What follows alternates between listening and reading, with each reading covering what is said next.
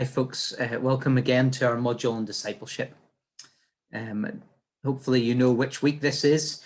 If you're following us, we started with the introduction, and then we looked at being disciples, not being converts, not being adherents, not being members or something like that, but following Jesus with our whole lives. Then we looked at Jesus' example of how he led his disciples and what it means to do discipleship with somebody else. And we looked at his example. But today we're going to start on this topic number 3, on the biblical mandate. What does the Bible say about discipleship? Is it just Jesus that says, go and make disciples and that's it? Or is there more to it than that? So we're going to look at that today. Let's start with a nice open question. Think about the Old Testament. How did people in Israel, particularly in Israel, maybe before as well, but how did they know that they were part of the covenant? How did they know that they were part of God's family? They were God's people. What sort of things did they do or say or know or understand that helped them know that they were God's people? I'll give you a few ideas of some of the things that you'll see as you go through the Old Testament. If you're not too sure about the Old Testament in the church at the minute, we're studying the Old Testament, just doing an overview of it. And we're looking at all the things in the Old Testament briefly. And some of the things that you'll see that are given as marks or as reminders that they're the people of God are the following. First of all the baby boys were circumcised after 8 days. And that was a reminder that they were part of the covenant. Circumcision was a covenantal mark. It was a sign that they were included in the promise of God. And the promise of God is theirs, and they know it because they're circumcised. It doesn't make the promise happen, but it's a sign of the promise. And in the Old Testament, all the baby boys in Israel were circumcised. And that's a reminder to them that they're part of the people of God, the family of Abraham, that they're in. That's one of the reminders. Second thing they were given and they were supposed to pass on and teach was the law. They were supposed to memorize the laws and write them on their hearts and wear them on their arms and around their foreheads and know the law. Now, some of them took this to extremes and walked around with pieces of paper in a box in their head, and that's what they understood. But more, they were supposed to know the law of God and to follow the law of God, and that was a sign that they were the people of Israel. Third of all, they would follow their genealogies. They would look back at their family tree and they would learn their family history. And they would say, my father's father's father's father was this guy, whose father was this guy, whose father was this guy, whose father was this guy. And that would remind them that they were part of the family of Abraham and therefore the people of God. And the fourth thing that they were given was that they were supposed to come together for festivals and feasts and come to the temple and worship God together, or to the tabernacle. You see, when the children of Israel occupied the land, they all went to their own bit of land. Judges tells us everyone did whatever they wanted, whatever they thought was right in their own eyes. And they all lived in their own bits of the land. So how were they reminded that they were the people of God? Well, they would get circumcised. They would remember the laws. They would remember their family history. And they would gather together to remind themselves that they were part of this bigger body, this group of people that belonged to God. They were God's nation, Yahweh's nation. And they were the symbols of their faith. They would keep Sabbath days, which were part of the laws. They would do different things that would show they were different. They wouldn't eat certain things. There are certain things they wouldn't do. But those things all pointed to who they were in God's family. On top of that, at times, and when they were needed, God would send a prophet or a judge or a leader to guide them back from where they'd get lost. When they started turning away, when they started doing something that God didn't want, or building Asherah poles, or serving other gods, God would get angry with them. They would be punished, and then God would have to bring them back. And he would use individuals to do that. But you don't see in the Old Testament the same sort of passing on of faith. They were meant to pass on the laws carefully. And so the young boys would memorize the law, the first 5 books of Moses. They would memorize them. And if you couldn't memorize them, you were kind of kicked out of school and you would go and get a job. We were talking about the disciples being fishermen, and they would have get kicked out of school because they couldn't memorize all the stuff, and they would have got a job like that. But the laws were meant to be known and understood and followed. But often there wasn't a lot of passing on. There were rabbis that people followed, but here and there, not all the time. And there was a lot of disjointedness with the people. Often you couldn't tell that they were the people of God. There was times that there was more infighting. You know that the nations around them were like cousins or uncles of Jacob or Esau or Abraham. A lot of them, the Moabites, the Ammonites, they were all descended from relatives. So these were nations around them that were related to them, maybe one generation away from the 12 tribes themselves. And you think, well, you know, if that was Esau's family, well, it's not far from the brothers. What's the difference between fighting with your brother and fighting with your uncle? And they would fight with their uncle's nation, but they weren't supposed to fight with their brother's nation. And yet they did. You know, at one point, they nearly wiped out the whole tribe of Benjamin. At one point, the Ephraimites took offense at something, and one of the leaders, Jephthah, attacked them and gave them a good beating too.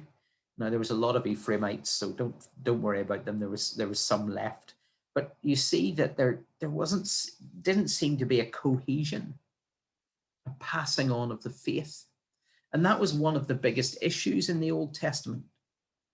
One of the biggest issues God had with the nation of Israel was that they just soon forget.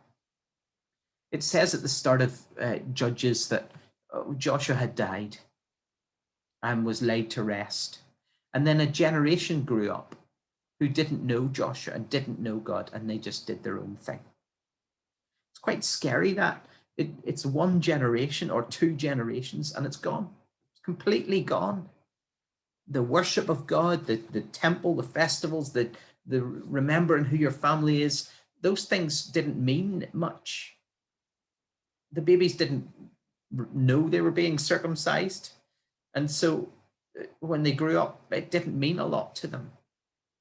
And these things were meant to be reminders that they were to pass on their faith from generation to generation and bring others in to the people of God. And they failed to do that on many accounts and in many ways. But you can see that there's some attempt by God to give them a template for progressing faith. And there's churches who still include some of the template that's here in some of the ways they work.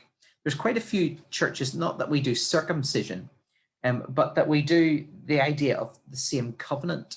If God made a covenant with your parents, then he makes a covenant with you. And so that's where infant baptism comes in. The parents are making a covenant with God about your faith. And the idea of covenantal theology is that the parents pass on to their children the covenant that they've been involved in. And so covenantal theology, like I said, with the infant baptism, with the Catholic Church, with the Church of Scotland in particular, the idea is we bring our children up in this. We teach them the way they should go. They follow after us. And it's not so much about discipling this person or that person. It's about discipling your own children, your own family, bringing them up in the covenant. We still do a version of the laws. We still teach people how to follow God, what the disciples' teaching was, what the Old Testament means, what the laws are about, and who God is, and what it says about him, and how to follow him. And the laws, we still have our version of that. We still teach in a similar way. We maybe don't use genealogies, but we remind people of the biblical history. We tell them the stories to help them remember who they are and who they're following and what it's like. And so we tell people the stories of the past, and then we gather and we have meetings and reminders and fellowship to remind us of our connection to God's people. And some of this is event-based and law-based and structure-based, and that's part of the problem. The problem is people are free, and when you give people freedom, and then say, but this is what the structure says, this is what the law says, this is what the event says, this is how it works, people choose their own thing very quickly. And faith gets lost from generation to generation very often because we don't pass it on carefully. We talk about the structures and let's all go to church. This is how church works. Why? What does it mean? What does it say about God? Where's it going? What's your role in it? Where are you going? What are your goals? And so on. And the progression of faith in the Old Testament is very disjointed. You'll see it in particular when you try and follow the leadership structure of Israel. It's a disaster, right? So Moses is called by God. He nearly doesn't get anywhere because God's nearly ready to strike him down because he won't do what he's told. And eventually he says, okay, you can take Aaron with you if you're that scared. So Aaron goes with him. Aaron then messes up and Moses has to intercede for Aaron. Then Moses messes up again and he's not allowed into the promised land. Then Joshua does a good job, but when Joshua dies, they go all over the place. There is no leader. After that, different leaders rise up. This one rises up. Then he tries to bring up his son, but his son says no. Another one comes along. There's one of them. He kills all his brothers. He just decides, well, my dad was the leader of the nation, and I don't like my brothers. They'll turn on me, so I'm just going to attack them and kill them all. And then, it's crazy. And it doesn't get any better when they get kings. The judges are all over the place, but so are the kings. Saul doesn't want to be overridden by David, so he tries to kill him. David tries to appoint, there's about 4 of his sons want to be king. One of them tries to take over from David, Absalom. David's really upset when Absalom dies, but then he tries to pass the kingdom on to one son, but then another wife reminds him that her son had been promised he'd be king, and Solomon ends up king. Then his kids start fighting, and Jeroboam and Rehoboam end up with 2 different kingdoms. And you think there is no passing on of faith there. There's no passing on of good leadership, of wisdom, of the knowledge of God.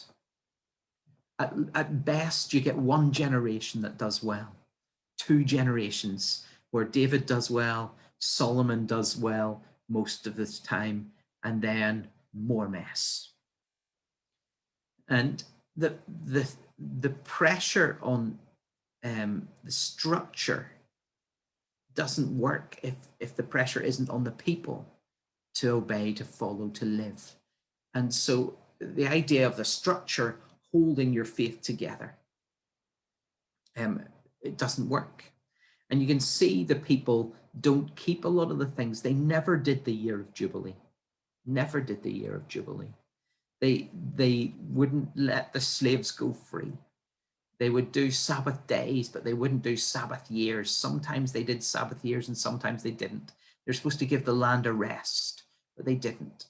They were supposed to do this and that and the other thing. There's so many things that Israel was meant to do, and they didn't. And the freedom that they have is something that they misused.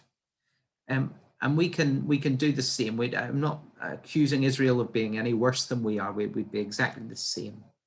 But what we need to do then is make sure that we're more careful about how we share our faith and how we develop faith in others. Doesn't that make sense? So Israel's a good example of how it kind of gets confused. But the New Testament, it seems to come together better. And as the New Testament goes along, and the book of Acts even, you see the gospel spreading very fast across Europe, across Asia, and into Africa very quickly. And what have they done that's different? What have they done that helps share this faith? Well, we've talked about some of the concepts already. But first of all, they have clear goals in what they're doing. Paul's very clear about what he's trying to do. He says, you've all been given spiritual gifts for a reason. It's to bring you together, to help build one another up. And so you need to be aware of one another. Unity is incredibly important. And so Paul explains that, Peter explains that, John explains that. When John quotes Jesus, he says, unity is everything. May they be one as we are one, Father, he prays in John 17. So goals they start setting, first of all, is to bring people together under Christ, to bring people together under God, to know God together. And unity is hugely important. Then they want each individual in that united group to mature, to grow in their faith, to develop. Colossians 1 we read before as well. It's developing our faith until we reach maturity, full maturity. Now, we'll never reach full maturity until heaven. Paul said, I press on towards the goal for which Christ has called me heavenwards. But I haven't yet obtained all this. I haven't yet achieved all my goals. I haven't yet finished the race. And that's the whole point of continuing to progress. So Paul was wanting to continue to progress himself, but he's also encouraging others to mature, to get somewhere, and then to be sound in their doctrine. And I'm not sure if you're familiar with that word. We use it in Northern Ireland all the time. If you say a guy is sound, you mean, I like that guy, I trust him, he's reliable, he's faithful, and he's decent. And it's particularly good when you're with a bunch of rough kids and they're all mucking about, and you say something and one of them laughs at you and they say, hey boy, don't you speak to him like that, he's sound. And they're basically saying, look, you should trust this guy, he's here for your good, he's helpful, he's a good guy. And the doctrine that we want is doctrine that's helpful, that keeps us right, that gives us good things, that points us to Christ, that gives us joy, that doesn't get us sidetracked with the other stuff. You see, if you look at the list of things we were talking about, the Old Testament stuff, the circumcision and genealogies and some of the laws and the festivals and things, some of that was the distractions for the New Testament church. And Paul says to the Colossians in Colossians 2, don't be distracted, don't let anybody judge you based on new moon festivals or whatever you're doing. Don't let the people who talk to you about circumcision, don't get confused by genealogies. And he said, what people thought held them in, those were a shadow of what's to come. The reality is in Christ. And that's really important. Colossians 2 there, just to remind you again where that is. It's important that we stick to sound doctrine. We're not here to talk about the awkward stuff and the things that the world does and the way things work here and there. It's about sound doctrine, about Jesus, about the truth that is Jesus, the way, the truth, and the life. And so Paul set those goals. I want to help the whole church come together. And each of the ones in that church group, that whole body of Christ, to mature and to stick to what is sound. Stick to what is sound. And then he talks in the New Testament, not just Paul. You'll see I picked one verse from Hebrews, but we talked about all the gospel stuff already. So most of the rest of the stuff is Paul. But he talks about the process of discipleship. That we have these goals, and how do we get these goals? I help you get there. Unity is about me helping you get there. And he talks about some of the key things in that. I read these, remember, a couple of weeks ago, about the example. He says, follow my example as I follow the example of Christ. And he says, look, if you've seen what I'm doing, follow that. And then he says, imitate me. Well, it says that in Hebrews, actually, but imitate those who are ahead of you. If you've seen something good in their faith, imitate it. Paul says in Philippians 2 as well, if there's anything good in it, if you have any encouragement from being in Christ, be like-minded, right? Do the same thing. Keep adding. And then entrusting. We were talking about that 2 Timothy 2 verse 2 says, what you've seen, what you've heard me say in the presence of many witnesses, you pass on to other reliable men. You entrust it to them. And then they'll in turn be ready to teach others.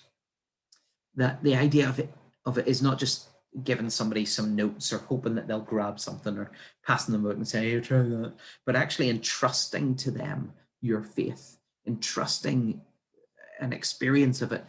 And then Paul says in 1 Thessalonians, share not only the gospel, but your life as well. So passing on what we have isn't just about saying, well, I'll put you in the same covenant, you'll learn the same laws, we'll go to the same temple, and that'll be it. That'll be how we know we're the same. Jesus treats his disciples very differently, and then his disciples do discipleship very differently. They say, come with me, follow me, work with me, imitate me. I'll give you an example. I'll entrust the gospel to you, and I'll share my whole life with you so you can see it in action, and we'll live this together. So you can see a much more careful sharing process, a much more intentional, spirit-led sharing of faith with one another. Thirdly, you can see some of the elements of faith, particularly in Acts 2. You read what happens on the day of Pentecost. The Holy Spirit comes on all the disciples. Peter preaches, and 3,000 people become Christians. And then they all stand there and go, right, what do we do now? And of course, the disciples have no idea. But they do have an idea. They've been discipled by Jesus. So they think, oh, what do we do now? Oh, well, Jesus taught us to do this. So they taught people the words of Jesus. They taught people the Old Testament. They taught people the scriptures, and they taught people their doctrines, that they followed the disciples' teaching. And why did they teach them? Because they wanted them to be sound. They wanted them to be united, and they wanted them to work together to maturity and to build one another up. Along with the teaching, they did prayer, and prayer was central because it meant God was connected into everything they did. Prayer is that connection with God that brings him into everything and reminds everyone that God is there. They did fellowship. They shared together. If we're going to do unity, we need to do fellowship. And they wouldn't let things break that fellowship. They wouldn't argue about little things. They wouldn't get upset about stupid things. And they would share things, and they would eat together, and they would break bread, and they would reach out, and they would continue to develop the leaders and the next generation. So you see the elements of what they did to pass on the faith carefully. They said, right, well, this is what we're going to do. We're going to help you grow. We're not just going to stand at the front and teach you a whole bunch. When Jesus did it with us, he taught us, but he also brought us in and helped us understand. So we're going to do that. We're going to meet closely. We're going to eat together so you can ask those questions and it can be explained. We're going to really care about one another. If you need something, we'll give you it. We'll share. And the elements of their faith progression was obvious as well. And then there were examples. You can read them in Acts mostly, in other parts, that each of the Christian men would take on other Christian men, that Paul would take on Barnabas, Barnabas would take on Paul. And so Paul sees Christ on the road to Damascus. He's blinded. He's taken to this house. He doesn't know where he is. Somebody prays for him. His eyes are healed. And he realizes that Jesus is Christ, and he wants to start preaching, but everybody wants to kill him. So Barnabas says to Paul, you come with me. We'll go to Antioch. We'll work there. And they work there for a year. And then they take Mark with them on the journey. And then when Paul falls out with Mark, Barnabas takes Mark on the next journey. And Paul takes Luke and Silas and Timothy and Titus and others. He picks them up and takes them with him on journeys.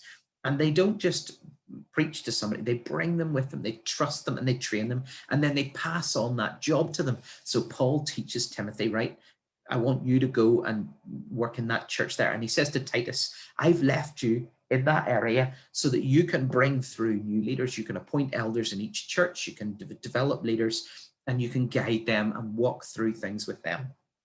On top of that, both Luke and John, when they're writing their books, Luke wrote the book of Luke and also Acts, and he writes them to a man called Theophilus.